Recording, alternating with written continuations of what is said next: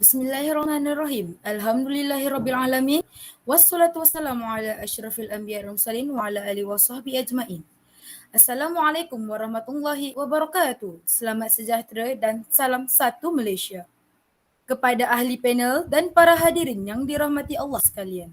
Syukur kehadirat ilahi kerana dengan limpah kurnianya dapat kita bersua kali ini di dalam satu forum ilmiah bagi membincangkan berkenaan salah satu isu yang sedang berlaku dalam era pandemik COVID-19 ini. Sebelum itu, saya ingin mengalukan kehadiran tuan-puan pada majlis kita pada hari ini.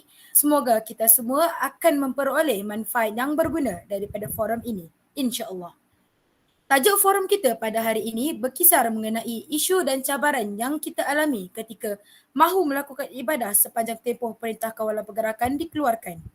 Sebagai pembuka bicara, izinkan saya menyampaikan serangkap pantun. Ingin rasa memakan kari, kari cendawan batang keladi. Girang rasa tidak terperi, bertemu tuan yang baik budi. Sebelum kita pergi secara lebih mendalam tentang tajuk kita pada hari ini, terlebih dahulu saya memperkenalkan keempat-empat orang ahli panel yang tidak asing lagi bagi kita. Baiklah, di sebelah kanan saya, ahli panel yang pertama, Saudari Jasmine binti Ahmad Daud. Saudari ini diterbangkan jauh daripada Sarawak ya tuan-tuan dan puan-puan sekalian. Selamat datang kami ucapkan kepada Saudari Jasmine. Apa khabar saudari hari ini? Assalamualaikum. Terlebih dahulu, terima kasih saya ucapkan kepada saudari pengurusi atas ucapan aluan-aluan yang telah diberikan sebentar tadi. Alhamdulillah, saya dalam keadaan baik-baik sahaja. Seterusnya, ahli panel yang kedua, yang tampak ayu namun kata-katanya penuh fakta yang bakal menarik perhatian dan tumpuan para hadirin sekalian. Dengan ini memperkenalkan saudari Nur Syahira Nabilah binti Mat Zaid atau lebih kita kenali sebagai saudari Syera. Apa khabar wahai saudari? Alhamdulillah, saya sihat saja wahai saudari pengerusi. Baguslah sekiranya begitu. Di sebelah kiri saya pula, ahli panel ketiga, segak dan tampan saudara Muhammad Rafiq bin Nur Suhidi. Selamat datang kami ucapkan kepada saudara Muhammad Rafiq. Alhamdulillah, terima kasih wahai saudari pengurusi. Dan di hujung sana yang juga sama segak dan tampan iaitu saudara Muhammad Haizik bin Baharum. Saudara Muhammad Haizik merupakan ketua praktikum yang amat disegani oleh rakan sepraktikumnya. Selamat datang kami ucapkan. Alhamdulillah, terima kasih saya ucapkan serta terima kasih kerana telah memberi kesempatan untuk menghadiri forum bersama para hadirin semua. Baiklah, sebelum kita pergi dengan lebih jauh, izinkan saya menerangkan terlebih dahulu berkaitan tajuk forum kita pada hari ini. Seperti yang kita semua tahu, kita telah pun memasuki fasa keempat dalam menangani pandemik COVID-19 ini. Namun pada fasa awal kita semua diperintahkan untuk tidak keluar daripada rumah untuk mengelakkan daripada penularan wabak ini. Ketika itu, kita juga perlu menghadapi pelbagai kesulitan bagi mengerjakan pelbagai ibadah yang kita biasakan melakukannya di luar. Sebagai contoh, bagi kaum Adam adalah diwajibkan bagi mereka untuk menunaikan solat Jumaat yang sepatutnya dilakukan secara berjemaah dan juga ibadah-ibadah yang lain yang kebiasaannya dilakukan bersama atau lebih daripada 2 orang. Dengan itu, kita juga sedia maklum bahawasanya sebagaimana teruk sekalipun ujian yang menimpa kita, kita sewajibnya tetap melakukan segala amal ibadat yang telah pun diperintahkan oleh Allah Subhanahu Wa Taala. Jadi sebagai pembuka forum kita pada kali ini, saya ingin bertanyakan soalan kepada rakan kita yang jauh datangnya ni, saudari Jasmine. Baik saudari, apakah isu dan cabaran yang bakal ataupun sudah dihadapi oleh kita semua sebagai masyarakat Islam dalam melakukan ibadah ketika musim pandemik ini yang ingin saudari kongsikan? Assalamualaikum dan salam sejahtera kepada sidang hadirin yang dihormati sekalian. Pada hari ini, saya amat berbesar hati untuk mengemukakan satu isu tentang ibadah haji dan umrah yang terpaksa ditangguhkan sepanjang perintah lockdown di seluruh dunia. Allah berfirman dalam surat Al-Imran ayat 97. Mengerjakan haji adalah kewajipan manusia terhadap Allah, iaitu bagi orang yang sanggup mengadakan perjalanan ke Baitullah. Barang siapa yang mengingkari kewajipan haji, maka sesungguhnya Allah Maha Kaya tidak memerlukan sesuatu dari semesta alam. Hadirin yang dihormati sekalian, haji dari segi bahasa bermaksud mengunjungi tempat yang mulia, manakala umrah pula bermaksud ziarah. Dari istilah syarak pula, haji bermaksud mengunjungi Baitullah Haram di Makkah pada waktu-waktu tertentu bagi mengerjakan ibadat tertentu dengan syarat-syarat tertentu. Manakala umrah pula bermaksud menziarahi Baitullah pada bila-bila masa bagi melakukan ibadat tertentu mengikut syarat-syarat tertentu. Seperti yang kita sedia maklum, rukun Islam yang kelima adalah menunaikan haji ke Baitullah. Semua orang Islam yang mampu wajib mengerjakan haji sekurang-kurangnya sekali seumur hidup. Akan tetapi, pandemik COVID-19 yang telah melanda negara kita sejak tahun Januari 2020 yang lalu telah memberikan impak yang besar terhadap ibadah haji dan umrah, bukan sahaja di Malaysia, malah kepada seluruh umat Islam di dunia. Namun, masih ada sebilangan kecil jemaah yang terpilih sahaja dibenarkan untuk mengerjakan haji dan umrah ini. Bagi mengelakkan penularan virus ini, Kementerian Haji dan Umrah Arab Saudi telah menyarankan agar umat Islam menunda ibadah haji sehingga virus ini bisa dikawal. Hal ini telah menyebabkan ibadah umat Islam terhadap haji dan umrah terjejas kerana pandemik yang telah melanda dunia pada masa kini. Penyekatan haji dan umrah ini telah menyebabkan ekonomi bagi negara Arab Saudi terjejas kerana tiada sumber pendapatan melalui ziarah keagamaan. Selain daripada itu, kos menunaikan haji dan umrah juga dijangka telah meningkat sedikit sesuai pelaksanaan peraturan dan prosedur operasi standard SOP yang baru diperkenalkan oleh Kerajaan Arab Saudi. Jumlah jemaah di dalam Masjid Al-Haram turut dilihatkan manakala pergerakan semasa melakukan tawaf dan sa'i perlu mengikuti SOP yang ketat. Memang tidak dapat dinafikan, peningkatan terhadap umrah dan haji ini juga telah menyebabkan beberapa orang jemaah pasrah kerana tidak dapat menunaikan ibadah haji dan umrah ini seperti yang telah mereka rancangkan. Dengan ini, dapat saya simpulkan bahawa pandemik COVID-19 ini telah menyebabkan ibadah haji dan umrah umat Islam terjejas kerana mereka tidak dapat menunaikannya seperti tahun-tahun sebelumnya. Oleh itu, saya serahkan semula majlis ini kepada saudari pengurusi. Sidang hadirin, demikian tadi penjelasan tentang isu berkaitan ibadah haji dan umrah yang bagi pendapat saya amat terperinci dan menarik perhatian saya daripada saudari ahli panel pertama kita. Seterusnya, saya mohon penjelasan isu lain berkaitan ibadah ketika pandemik. Ini daripada ahli panel kedua kita, iaitu saudari Syahira Nabila. Dipersilakan. Baiklah, terima kasih kepada ahli moderator kita, Saudari Hidayah. Bismillahirrahmanirrahim. Assalamualaikum warahmatullahi wabarakatuh. Pada hari ini, saya akan berkongsi sedikit pengisian saya berkaitan dengan tajuk forum kita kali ini, iaitu ibadat di musim pandemik. Antara contoh ibadat yang dilakukan di musim pandemik ini ialah ibadat menuntut ilmu. Sebagai contoh, kelas pendidikan agama sebelum ini dijalankan di dalam kelas, namun sejak berlakunya COVID-19, pembelajaran masih tetap diteruskan dan telah dilaksanakan secara online seperti melalui aplikasi Google Meet. Berdasarkan sebuah hadis yang diriwayatkan oleh Ibnu Majah yang bermaksud, menuntut ilmu adalah kewajiban bagi setiap Muslim. Hadis ini jelas menunjukkan bahawa kita sebagai umat Islam wajib menuntut ilmu walaupun terdapat banyak halangan. Seperti yang kita tahu, kelebihan pembelajaran secara online ini ialah aktiviti pembelajaran dapat dijalankan dalam keadaan yang selesa, fleksibel dan juga dapat menjimatkan kos di mana para guru dan pelajar tidak perlu berulang-alik dari rumah ke sekolah. Masa pembelajaran juga menjadi lebih pendek. Manakala, antara keburukan pembelajaran secara online pula ialah pelajar mudah hilang tumpuan ketika sesi pembelajaran kerana lebih tertarik dengan media sosial seperti Instagram dan TikTok. Selain itu, belajar secara online juga menyebabkan segelintir pelajar sukar memahami subjek dengan lebih baik jika pengajar tidak memberikan contoh dan penerangan yang baik.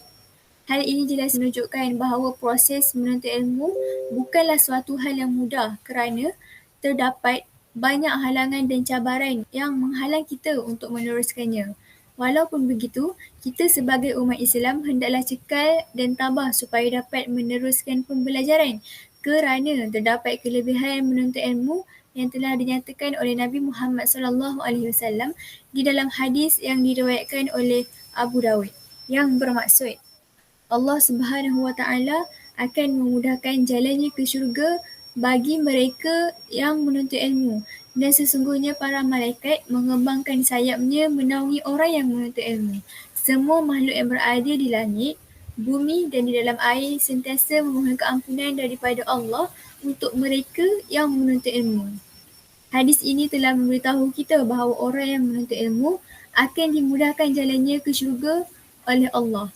Para malaikat mengembangkan sayapnya menaungi orang yang menuntut ilmu dan semua makhluk di langit, bumi dan di dalam air akan sentiasa memohon keampunan daripada Allah untuk mereka yang menuntut ilmu. Dengan ini, saya menyeru semua umat Islam untuk tidak berputus asa dalam menuntut ilmu kerana terdapat banyak ganjaran yang telah disediakan oleh Allah untuk hamba-Nya yang menuntut ilmu.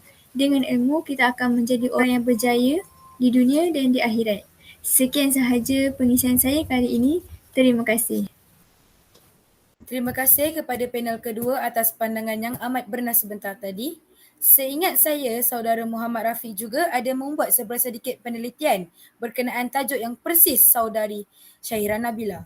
Namun demikian, saya juga yakin bahawa ahli panel kita yang ketiga ini juga dapat mengemukakan pelbagai fakta dan huraian secara lebih terperinci ya. Tanpa berlengah lagi, dipersilakan saudara Muhammad Rafiq. Alhamdulillah, terima kasih saudari Hidayah. Okey, bismillahirrahmanirrahim.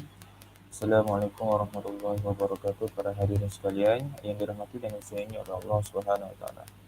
Saya ingin mengemukakan satu isu tentang aktiviti tadarus Al-Quran semasa pandemik COVID-19. Seperti yang kita tahu, Al-Quran dan hadis adalah kitab suci bagi umat Islam. Menurut ajaran Islam, Al-Quran ialah wahyu yang Allah turunkan kepada Muhammad melalui perantaraan malaikat Jibril secara mutawatir. Al-Quran mempunyai kaitan rapat dengan Lailatul Qadar. Al-Quran diturunkan kepada Nabi Muhammad secara beransur-ansur dalam tempoh 23 tahun. Dalam salah satu ayat yang terdapat di dalam Al-Quran, Allah berfirman, Inna nahnu nazzalna zikra wa inna lahu lahafidun. Yang bermaksud, sesungguhnya kamilah yang menurunkan az-zikr, iaitu Al-Quran, dan kamilah yang akan menjaganya. Surah Al-Hijrah. Dari segi istilah pula, Al-Quran adalah kalam Allah yang bermukjizat diturunkan kepada Nabi Muhammad SAW melalui perantaraan malaikat Jibril dalam bahasa Arab. Diriwayatkan secara mutawatir dan membaca setiap hurufnya adalah dikira sebagai ibadah. Bermula dari surah Al-Fatihah dengan surah An-Nas.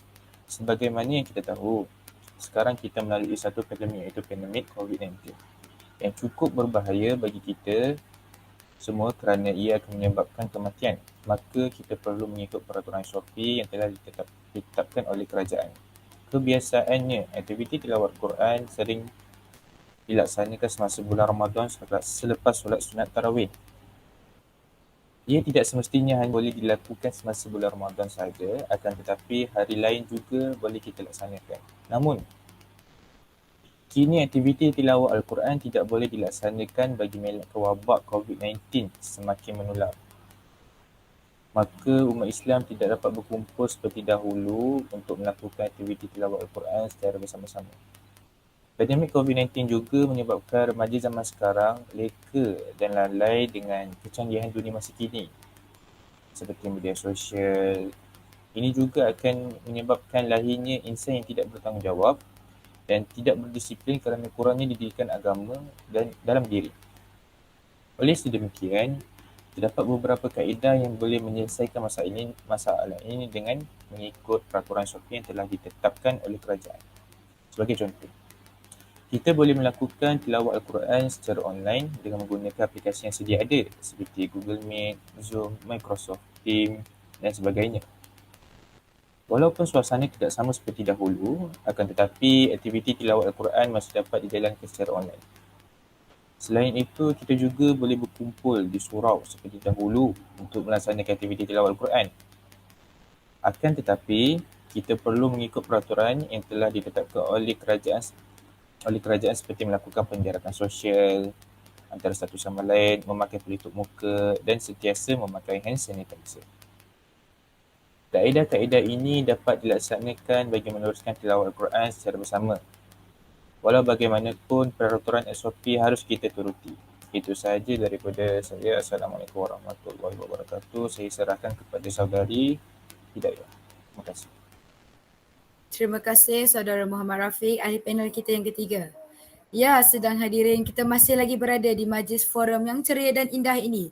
Pada ketika dan saat ini, kita masih lagi mengupas isu dan cabaran yang kita sudah dan juga bakal alami ketika melakukan ibadah sewaktu era pandemik COVID-19 ini. Oleh itu, soalan saya seterusnya kepada ahli panel yang terakhir, Saudara Muhammad Haizik, apakah isu yang bagi pendapat saudara sendiri ia tidak sepatutnya terlalu menjadi buah mulut masyarakat yang menggunakan isu ini sebagai perkara yang memburuk-burukkan orang lain? Dengan itu, saya mempersilakan.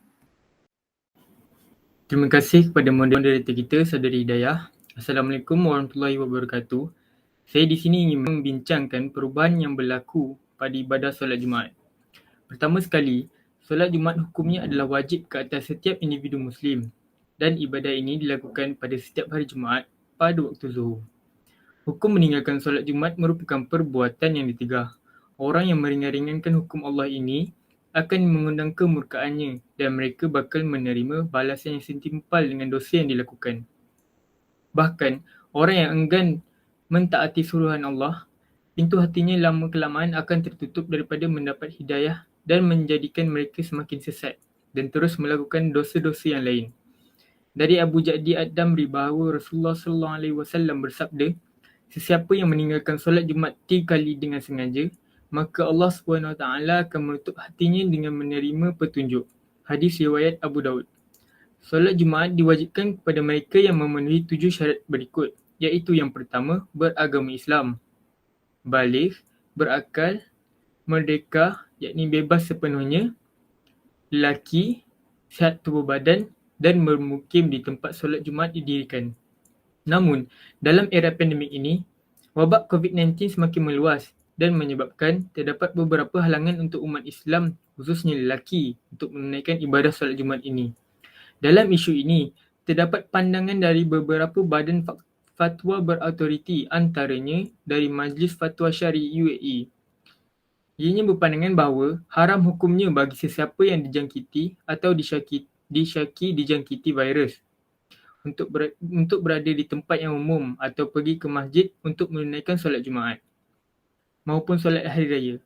Wajib juga untuk mengambil segala langkah pencegahan. Dari Majlis Fatwa Wilayah Kurdistan berpandangan bahawa solat Jumaat tidak boleh dibatalkan, melainkan di tempat-tempat di mana virus tersebut telah menjadi satu endemik yang tersebar secara meluas. Pendapat Syekh Ali Al-Karadagi yang menyebut harus untuk meninggalkan solat Jumaat dan solat berjemaah dalam keadaan virus yang tersebar disebabkan oleh takut dijangkiti virus tersebut. Beliau menyebut keharusan tersebut perlulah disyaratkan bahawa ketakutan penyebaran itu benar-benar yakin berlaku dan bukanlah pada sangkaan semata-mata. Ini berdasarkan sabda Rasulullah SAW. Sesiapa yang mendengar orang yang melakukan azan, maka tidaklah yang keuzuran menghalangnya dari mengikutinya hadir solat Jumaat berjemaah. Para sahabat bertanya, apa maksud uzur? Jawab Rasulullah SAW, ketakutan atau sakit. Riwayat Abu Daud 551 dan Ad-Daraqutni 1420. Dan ketakutan itu ada 3 jenis, iaitu takut ke atas diri sendiri, takut ke atas harta benda dan juga takut ke atas ahli keluarga. Justeru, berdasarkan apa yang tersebut, maka dibolehkan untuk meninggalkan solat Jumaat dan juga solat berjemaat ketika tersebarnya wabak seperti COVID-19 kerana ia merupakan sesuatu yang menakutkan. Kesimpulan yang dapat dibuat terbahagi kepada 2 keadaan, iaitu yang pertama, apabila keadaan wabak COVID-19 masih dalam keadaan terkawal menurut Kementerian Kesihatan Malaysia. Dalam keadaan ini, solat Jumaat hendaklah diteruskan dengan beberapa syarat seperti khutbah dipendekkan, orang ramai berwuduk di rumah, mereka yang ada simptom COVID-19 tidak perlu hadir solat Jumaat kerana termasuk dalam golongan orang yang sakit. Yang terakhir, pihak masjid atau jemaah juga wajib menyediakan hand sanitizer dan penutup mulut sebagai langkah pencegahan dan keselamatan. Keadaan yang kedua ialah dalam keadaan wabak COVID-19 yang merebak tanpa terkawal. Menurut KKM, dalam keadaan ini, solat Jumaat boleh untuk tidak dilakukan, tetapi wajib diganti dengan solat zuhur di rumah masing-masing. Dalam hal ini, terdapat beberapa dawabit. Larangan tersebut dengan nasihat PKM pihak yang berautoriti seperti Kementerian Kesihatan Malaysia, KKM. Yang kedua, larangan tersebut adalah termasuk juga sebarang dengan solat zuhur di rumah masing-masing. Dan keselamatan. Keadaan yang kedua ialah dalam keadaan wabak COVID-19 yang merebak tanpa terkawal. Menurut KKM, dalam keadaan ini, solat Jumaat boleh untuk tidak dilakukan, tetapi wajib diganti dengan solat zuhur di rumah masing-masing. Dalam hal ini, terdapat beberapa dawabit. Larangan tersebut dengan nasihat PKM pihak yang berautoriti seperti Kementerian Kesihatan Malaysia, KKM. Yang kedua, larangan tersebut adalah termasuk juga sebarang bentuk acara dan perhimpunan sama ada rasmi atau tidak.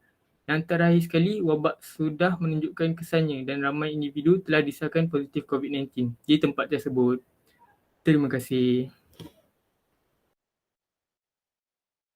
Mic.